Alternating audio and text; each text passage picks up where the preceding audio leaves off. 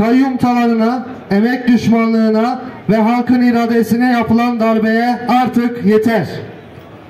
2024 yerel seçimlerinde Van halkı tüm ilçelerde ve Van Büyükşehir Belediyesi'nde kayyum rejimine ezici bir şekilde son vermiştir.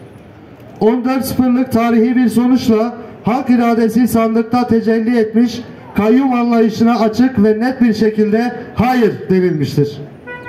Ancak bu güçlü irade Rant İttifakı'nın hukuk tanımaz zorbalığıyla bir kez daha gasp edilmiştir.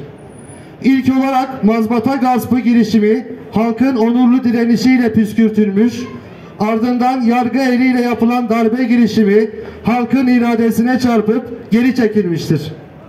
Seçilen belediye yönetimi ve meclisi kısa sürede kayyumun bıraktığı borç yükü ve tahribatla mücadeleye girişmiş, halk lehine birçok hizmet hayata geçirmiştir.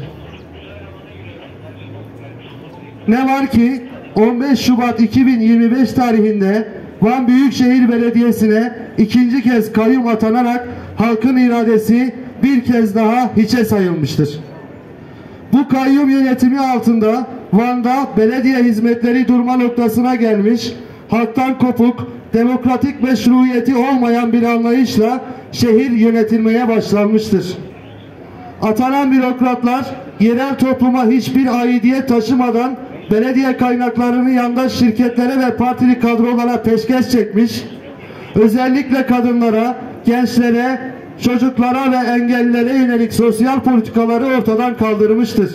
Kayyum talana berfeda ziyane, kayyum talana berfeda ziyane, kayyum talana. Van 2016'dan bu yana sistemli bir kurumsal çürümeye sürüklenmiştir. Kayyum politikası yalnızca anayasa ve hukuka değil, aynı zamanda barış ve demokratik çözüm umutlarına da ağır bir darbedir. Demokratik toplum çağrısı ve yerel düzeyde oluşturulan komisyonlarla sürdürülen barış süreci, yerellerde yapılan bu tür uygulamalarla sabote edilmektedir. Halkın ekmeğiyle oynanmakta, sürece duyulan güven zedelenmektedir. Barış ve çözüm süreciyle kayyum darbesi yan yana gelemez. Bu tutarsızlık iktidarın samimiyetsizliğini açıkça ortaya koymaktadır. Kayyum gasplarına ve talanına derhal son verilmelidir. Kayyumlar gidecek, Halk gelecek.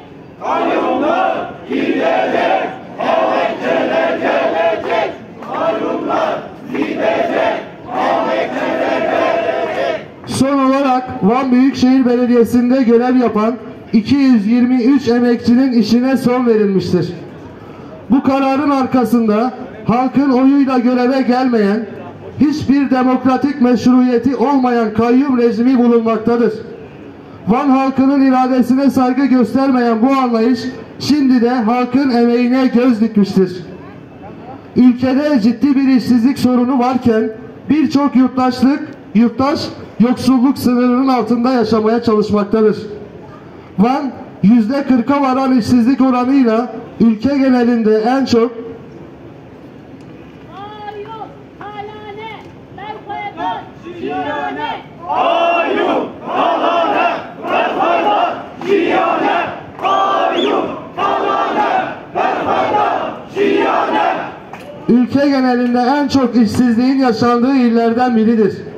İşkur üzerinden yasal prosedürlerle ve güvenlik soruşturmalarıyla göreve alınan bu emekçilerin hiçbir hukuki engel olmadan keyfi ve siyasi sayıklarla işten çıkarılması kabul edilemez.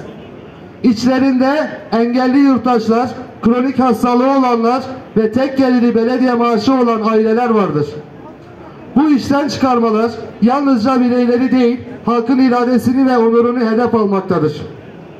Özellikle kayyum rejiminin dışarıdan getirdiği ve tehditkar tavırlarıyla bilinen Genel Sekreter Ulaş Hakan'ın Kürt emekçileri işten çıkarma yönündeki kamuya açık beyanları bu sürecin bilinçli bir siyasi tasfiye olduğunun göstergesidir. Bu işten çıkarmalarda AKP il örgütünün de sorumluluğu bulunmaktadır. Ya bu tasfiyelere karşı olduklarını açıkça beyan ederler ya da bu utancın bir parçası olarak tarihe geçerler. Unutulmamalıdır ki kayyumlar geçicidir. Ancak bu utanç kalıcıdır. Halkımız bilmelidir ki bu işten çıkarmalar hukuki değil, tamamen siyasidir. Bu kararlar halkın sandıkta verdiği mesajı hiçe sayan, Van'ı bir ganimet gibi gören gaspçı bir anlayışın ürünüdür. Hedef yalnızca emek değildir.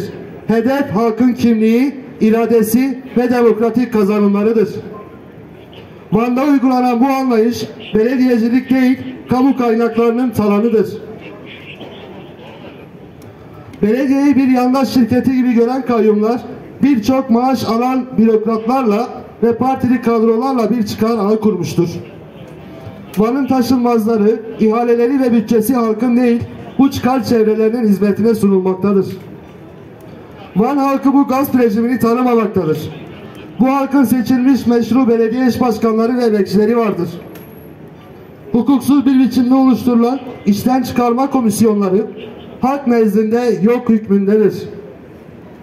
Bu nedenle bir kez daha ve yüksek sesle haykırıyoruz. 223 emekçinin işten çıkarılması kararı derhal geri çekilmelidir. Mahkeme kararıyla işe iade edilen emekçilerin tekrar işten çıkarılması açıkça suçtur. Bu hukuksuzlara karşı hem hukuki hem toplumsal mücadelemizi kararlılıkla sürdüreceğiz. Zafer direnen emekçinin olacak. Zafer direnen emekçinin olacak. Zafer direnen emekçinin olacak. Gün gelecek, devran dönecek. AKP halka hesap verecek. Gün gelecek, devran dönecek. AKP halka hesap verecek. Kayyum rejiminin hedefi yalnızca emek değil, Van halkının geleceğidir. Ancak bizler hem hukuku hem de halkın iradesini kararlılıkla savunacağız. Barış, çözüm ve demokrasiye giden yolda halkın iradesini gasp eden ve emekçileri tasfiye eden bu kayyum düzeni en büyük engeldir. Bu engel ortadan kaldırılmadan toplumsal barıştan, adaletten ve yerel demokrasiden söz edilemez. Nitekim çıkarılan 223 emekçinin yerine yapılan işçi alımlarında bugün de tekrardan işe alımlar yapılmıştır. Bunu belirtmek isteriz özellikle. Van halkı iradesine, ekmeğine ve onuruna sahip çıkacaktır.